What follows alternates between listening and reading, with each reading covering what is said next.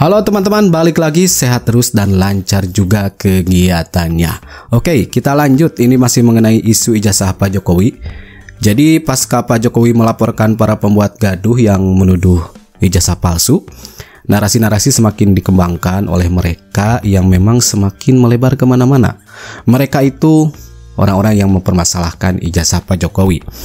Ada yang bilang Pak Jokowi playing victim, kemudian membungkam kritik, kemudian terkena semacam sindrom apa gitu teman-teman, nanti kita akan lihat. Bahkan ada yang nambah lagi meragukan pendidikan Mas Gibran, siapa lagi kalau bukan Dokter Tipa.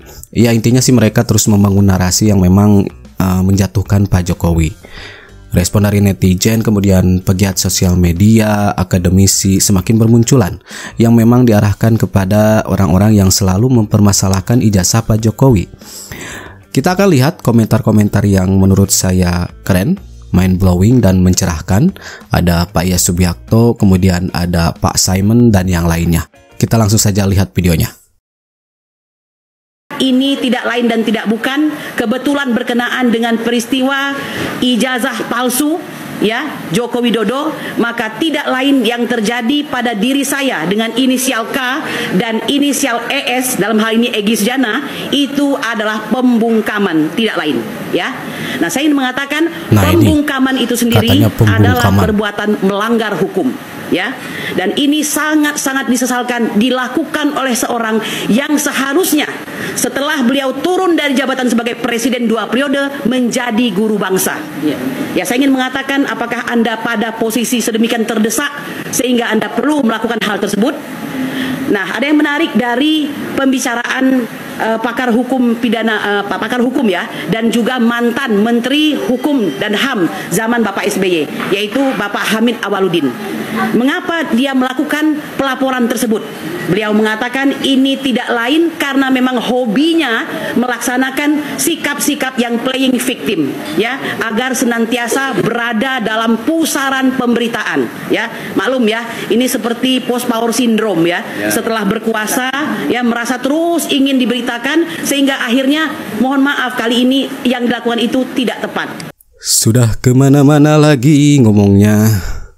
Kehadiran kami gitu kan, TPUA ke DPD juga memohon juga ikut sertanya DPD gitu kan, mengawal bersama lah gitu. Ijazah Pak Jokowi palsu itu ini dari jadi di UGM kita menemukan skripsi palsu, di Solo kita menemukan ijazah palsu. Itulah yang menambah keyakinan teman-teman semua TPUA bahwa ini terus berlanjut itu sampai pada pembuktian. Analisis penuh oleh 2 ahli kita, ahli digital forensik Dr. Rismon dan ahli telematika Dr. Roy Suryo, dan kemudian Dr. Roy Suryo dan Pak Rismon tambah Dr. Tipa dan saya gitu. Itu dilaporkan kan gitu. Nah, dalam konteks itu teman-teman, catatan saya kali ini diarahkan misalnya pada Ibu Kurnia yang sangat dari Pak Simon dan membuat kita terkesima dengan narasi dan argumentasi yang luar biasa yang ia katakan. Sangat lancar ia menyusun kata-kata menjadi sebuah kalimat yang membuat kita sampai pada sebuah kesimpulan. Mungkin saja ada benarnya dari narasi-narasi yang disampaikan oleh Kurnia atau Ibu Kurnia ini, tetapi saya meragukan terus terang. Mengapa? Inilah yang saya katakan tadi teman-teman. Ketika sesuatu yang baik atau niat yang baik, yang mulia, tetapi kita membangunnya itu atau menyampaikan dengan cara-cara yang di dalamnya ada semangat fitnah dan kebencian, maka ketahuilah bahwa target-target dan perjuangan kita itu tidak akan membuahkan hasil. Justru yang terjadi adalah kegagalan demi kegagalan. Disinilah teman-teman, saya ingin mengingatkan pada Ibu Kurnia, arogansi kata-kata yang Anda bangun itu justru menjadi celah dan titik kelemahan. Dalam konteks inilah saya ingin memberikan catatan bahwa kehebatan Anda membangun argumentasi untuk menyerang harkat martabat Jokowi dengan cara-cara yang bahkan kehilangan kewarasan dan kehilangan kesantunan dan kesopanan sebagai bagian dari etika publik, maka ketahuilah ini justru menjadi celah pada kegagalan demi kegagalan yang dilakukan oleh TPUA. Kebenaran yang disampaikan penuh dengan fitnah dan kebencian itu bukan kebenaran, tetapi itu adalah pembohongan. Dan kita harus hati-hati dengan catatan Friedrich Nietzsche, kita yang terus-menerus berteriak awas monster, hati-hati Anda sendiri bisa menjadi monster yang menakutkan. Dibiarkan berisik, diadukan Berisik sekarang juga. jadi merengek gitu. Oh, merengek. Celotehan mereka, statement mereka setelah pasca diadukan ya macam-macam. Yang pasti mereka semuanya gemetar gitu. Jadi Roy Suryo kemarin bilang bahwa itu hasil comotan dari Twitter, kebetulan dianalisa. Kalau nanti itu salah ya yang salah yang upload ke Twitter, dia bilang ngeles dia sekarang kan. Ngeles, ya. Terus apalagi skripsi Pak Jokowi yang katanya sudah diteliti. Dan Roy Suryo ngomong bahwa skripsi yang diteliti itu bukan skripsi Pak Jokowi. Ada tulisan tesis, nggak tahu setelah didesak ternyata itu bukan Pak Jokowi punya. Jadi Nah ini, kacau memang itu. Si Tipa juga gitu kan, menggeletar-geletar suaranya gitu, minta tolong pemerintah turun tangan dan sebagainya. Kalau sekarang jadi apa ya? Jadi kayak kerupuk kesiram air semua gitu. Kemarin Abraham Samad juga begitu. Terus tiba-tiba auto mengatakan Pak Jokowi teman dekat, teman baik, ya sebaiknya itu di stop saja. Dia lupa kemarin baru teriak-teriak mau memenjarakan Pak Jokowi. Ini orang-orang kayak gini ini emang apa ya? Kelasnya murahan, mengaku intelektual, tapi ya kelasnya itu ya telektual gitu. Nah, kita sebenarnya apa ya? Kebisingan ruang publik ini kan sejak Pak Jokowi hadir sebagai presiden sampai purna. Karena apa? Menurut saya ketidaksiapan kita menerima orang baik itu. Karena Pak Jokowi ini kan orang baik. Jadi dari mulai sejak Soeharto jadi presiden, berjalan sampai beliau menjabat sebagai presiden itu, hampir nyaris semuanya keburukan-keburukan yang kita terima dari proses bernegara itu. Walaupun tidak semua, tapi ya mayoritas seperti itu. Nah, sehingga pada saat Pak Jokowi hadir dengan kebaikan itu tidak bisa diterima oleh beberapa pihak.